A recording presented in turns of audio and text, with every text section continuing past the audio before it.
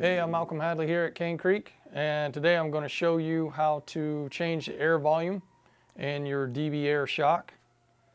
We're going to start with first letting the air out of the shock. So I'm going to depress the air valve. Air cap is off naturally. Now that you'll have an O-ring at the lower eyelet of the shock, you'll notice it on the air can here. You can grab this and kind of pinch the shock and pinch the O-ring, get it to kind of crawl out of its gland. Set that to the side. Now you have access to removing the air can. So we'll take the shock, mount it in a vise, eyelet down. A rubber strap wrench is needed. This is only simply to give you leverage on the shock. So you mount the strap wrench, tighten it up. We're going to twist clockwise or counterclockwise, whichever way you want, whichever direction your strap wrench is in, and pull down on the air can. It's also a good idea to have a soft jaw vise to do this. If you don't have a soft jaw vise, it's a real good idea to put a rag in your vise. That way when you drop this air can, you're landing on something that's not going to scratch or dent the can. Now the air can, the outer can, is able to be removed.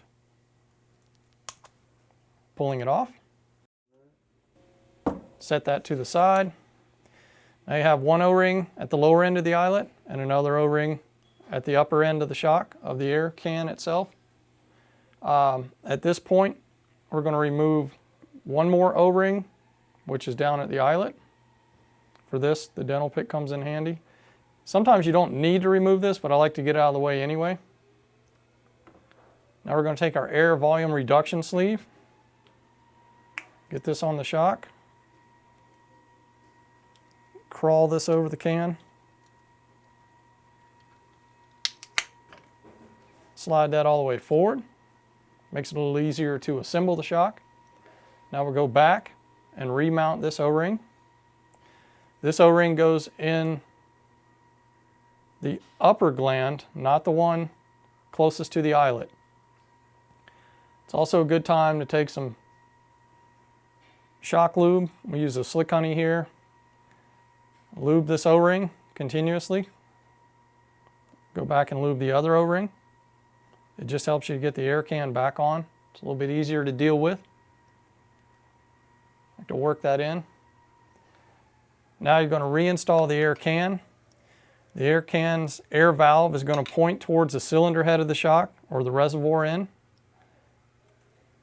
At this point, you can get it on a firm surface and kind of crawl the shock with the O-ring. You're kind of crawling it into the outer air can, working around it.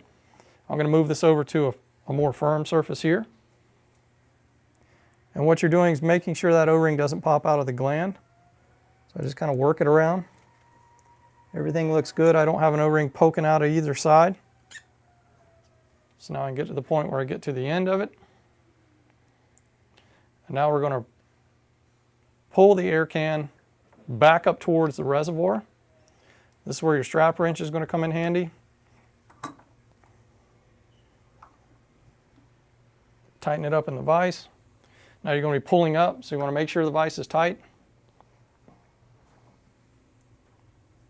You can try two methods here. Since you just re-greased the can, you may be able to just slide this right back on with a rag. So I'm going to turn the can twisting and pulling up at the same time. And that allowed the O-ring to go inside the air can. Now it's installed. If that was a difficult installation, we would then come back and repeat the process using the strap wrench. The strap wrench just gives us some leverage because your can's kind of slick from the grease. And that way you can pull up at once on the rubber strap wrench, having a lot more leverage to pull and twist. So you reinstall it in the same fashion.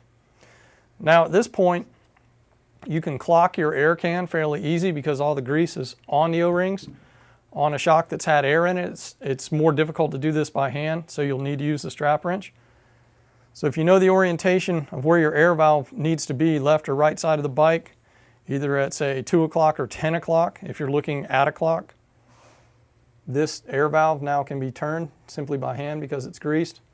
I'm looking down. If I was looking at a clock, 2 o'clock's over to the right, that's where I want this air valve on this particular shock. At this point, you remove the shock. You have to install the last O-ring here into the O-ring gland at the eyelet.